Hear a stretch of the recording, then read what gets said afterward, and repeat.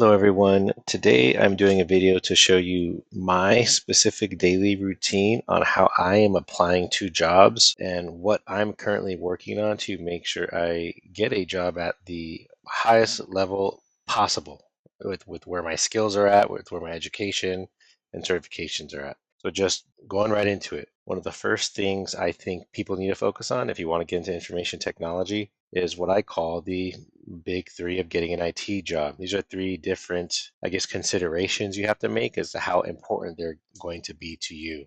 So one thing I like to think about is the education piece. That's a pretty big piece people don't want to focus on, but education is very important.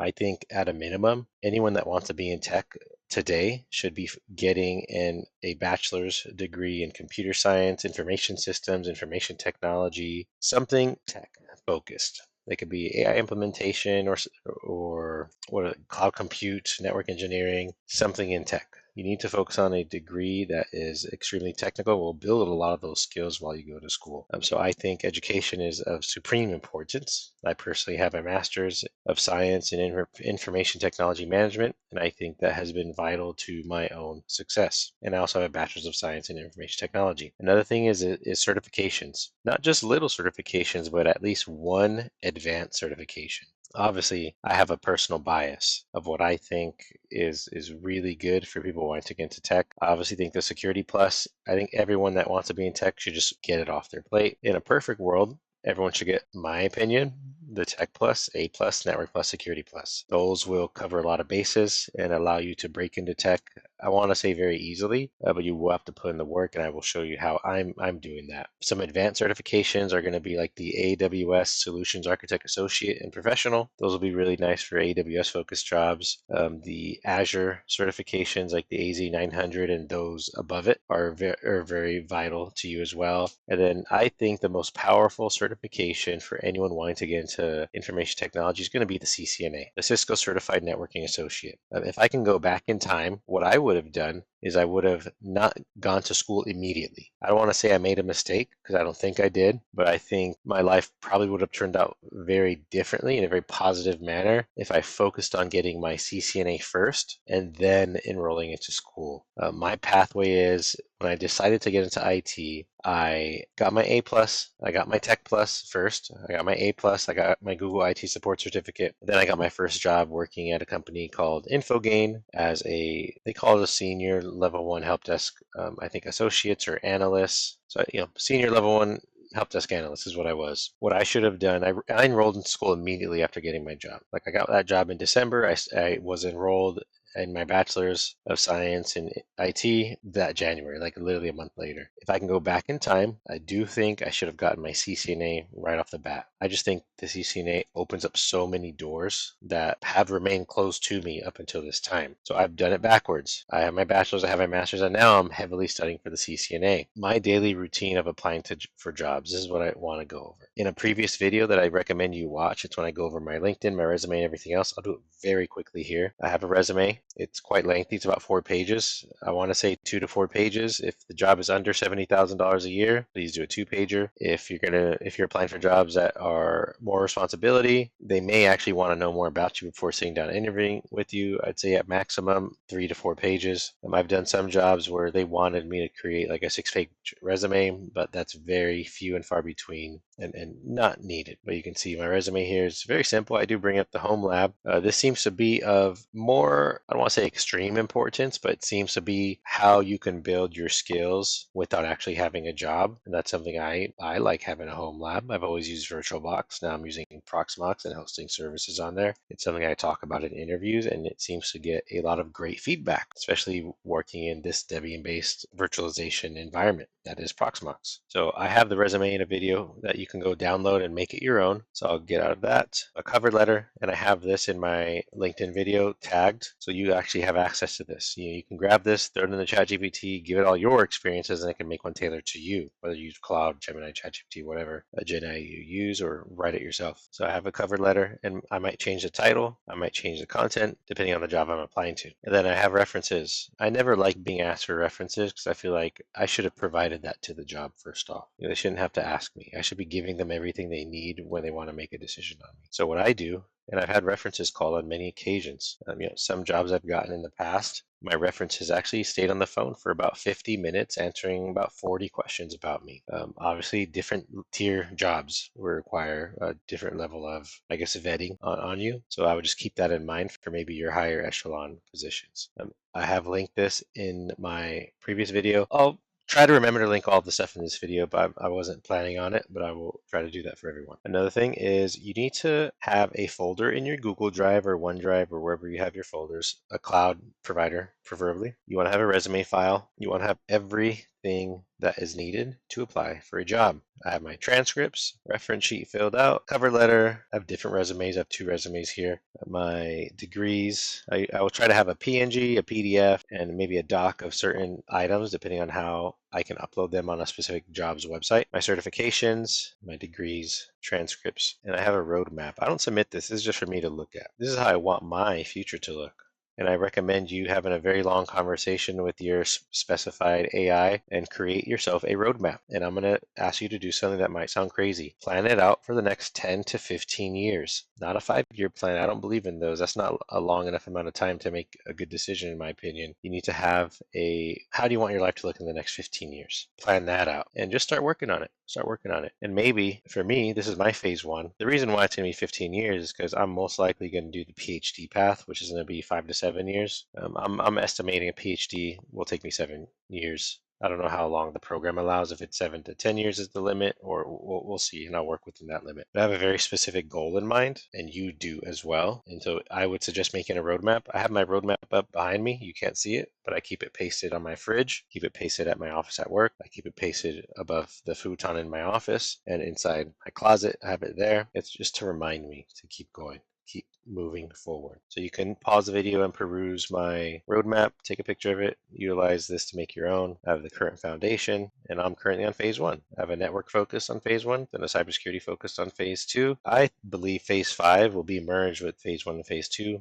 because in about 7 months, I will be enrolling myself in an MBA program. So I will most likely be done with the CCNA and on the AWS SAA. So I might be working on the SAA and the MBA at the same time. So we're done with that. I'm going to get to the meat of this video, which is to show you my daily routine. I would like for you create a bookmark on whatever on Google Chrome. You can literally right click, add a folder, jobs, and anytime you're on a job website and you create a specific filter, you'll drag and drop it. And this will be something you check every single day. You can see my JB stands for job board. I have my state of CA jobs. I have filters in there. So I'm going to take you through and here I'm taking you through my thought pattern. I built a filter out. These are jobs I'm going to look for. I am not applying to jobs like this anymore. And the reason being is I make above this specific amount now. So I have information technology specialist. What I would do is just peruse it. I'm going to save any job that I want to apply for in the future. So let me see if I see any that I like. These are hybrid Sacramento. I'll look for Los Angeles, Orange County, Riverside, San Bernardino, or full telework is what I'm aiming for. I see this one.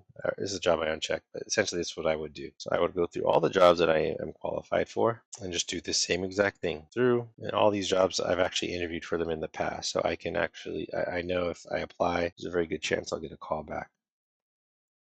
And here you see my saved jobs, and then I will go through the list and just start applying. And the way I apply for a job, very honestly, is of extreme detail. I put in my resume. I will write the statement of qualifications. Everything I do it to the best of my ability. And this is just one job. I'm recommending you do at least 10 to 50 jobs a day. So that's just my check of that one website. Now I'm on government jobs, and I already created myself a filter, and I dragged that filter over to my JB a long time ago. So what I would do is look at jobs that I can most likely obtain, and then I would save them, save jobs, and I would apply to everything I think I would be a good candidate for. And then LA, I already looked at LA.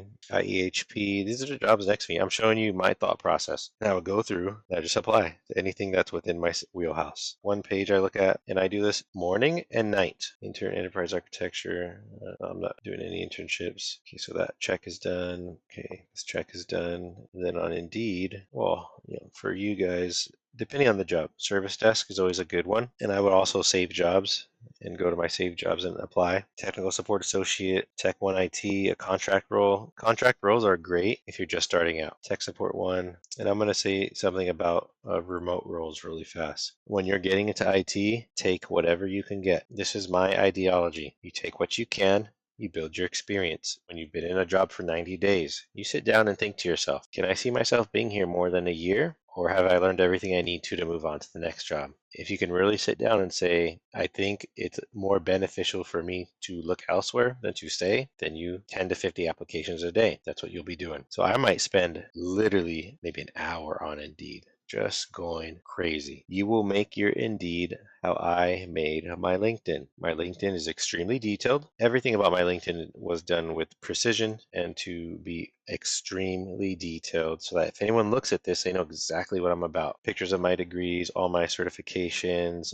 skills, which I need to go over, my recommendations. I ask people for recommendations, all the courses I've taken, awards, very detailed LinkedIn. If you want to know more, watch my LinkedIn video where I go over it. So you can go to your profile on LinkedIn and beef it up, make it very, very similar to how I have my LinkedIn set up. And it'll make applying to jobs very easy if you just do it right the first time. And this is an area you don't want to be lazy in. When you give an employer everything they need in a very detailed manner, like it's a story about yourself, it makes the decision to call you very easy. You're either a good fit or you're not. I've had cases where managers tell me, you know, Miles, after looking at your LinkedIn resume, I was actually quite excited to meet you. I'm like, okay, that means I did something right in presenting the information in a manner that's very, I guess, aesthetically pleasing, or I don't want to say creates a good appetite for me, but essentially it does whet the appetite a little bit. Like, you know, I do want to meet Miles. I do want to see what he's about. And I do want to see what his thoughts are on the role, if he has any ideas, if this aligns with his future, so on and so forth. So apply. This is an apply with Indeed. I have an Indeed resume. I have my regular resume, and I have the AI tailored resume. I'll just do the AI tailored. We'll look at that. I've done it, and I've gotten callbacks. I don't see an issue with it. The only problem with the AI tailored resume is it might like make you look more skilled than you actually are in a specific area. So that's always my worry. Like, is it going to like fudge it so much that's not even me? It's just the jobs, the experience, and it looks like it did a good job. So this is something I would feel comfortable submitting. I don't want to waste anyone's time, so I'm not. I'll continue. Essentially, this is what I would do. Just apply. On my service desk, I'll do like five, no, yes. All right. Just answer honestly. You don't really need to sit down and fudge it too much, in my opinion. You can just be honest, and I believe you can get your first job that way. Especially if you go to an interview and you say you have 5 years of experience and you have zero. When they do a technical interview on you and ask you all these questions, it's probably not going to go well for you. So you want to start out with honesty first and foremost. And I'm honestly just showing you my filters of what I do every day. So this is the California State University. And what I would do, comp lab, desktop support. Ooh, this looks like a really fun job. 40 hours per week, perfect. Even the pay just starting out's great. To me, this would be a very prestigious role for someone to get because you'd also be in the I believe the PERS retirement system. So you get a pension at the end of your service. And then just go ahead and apply and utilize all the documents that you've gotten together, your resume, your cover letter, your reference sheet, your certs, your education, your transcripts, everything. Same thing. I would apply to all these jobs that are within my wheelhouse. Again, just looking for IT jobs. I mean, I do this every day, so I kind of know what jobs are out there already. I've already applied to all of them. But I just wanted to take the time to show you I've had many jobs by doing this exact method. I'm very consistent. I work every single day at this. I don't take any breaks, and I treat this like a job. There are times where I spend up to 3 hours a night applying and just putting my name out there and working on setting up interviews. So I am at the end of this video. I do think this is an important video, and just the playlist I'm going to build for you guys. One of my next plans is to put on my blue suit and start a series of just interviews where I may have like my wife or someone just read a question off and I will sit there and answer it. Or I might just put an answer on the screen and I will sit there and answer it for you guys. I might do like half the screen as this, like a Word document or PowerPoint, then half the screen is me just sitting there. So I'll see how I work that out. But I think the whole goal of this channel is to just benefit whoever watches it. So that is my routine. I would like if you just kind of mimicked what I did. Build out your Google Drive folder, start building building out your experience, your education, your certifications. Udemy certificates are great. Work on those. Getting the Google IT support certificate is great. Work on that. Get a part-time job. Get a full-time job. Build up income so that you can invest it back into your IT career, whether it's through certifications. Consider joining the military as a reservist. That's a great way to get into IT and then have that military or veteran preference on a lot of government jobs and private jobs. So there's a lot of things that can be done to assist and help you in your future. So thank you for watching my video, and I hope you have a great day.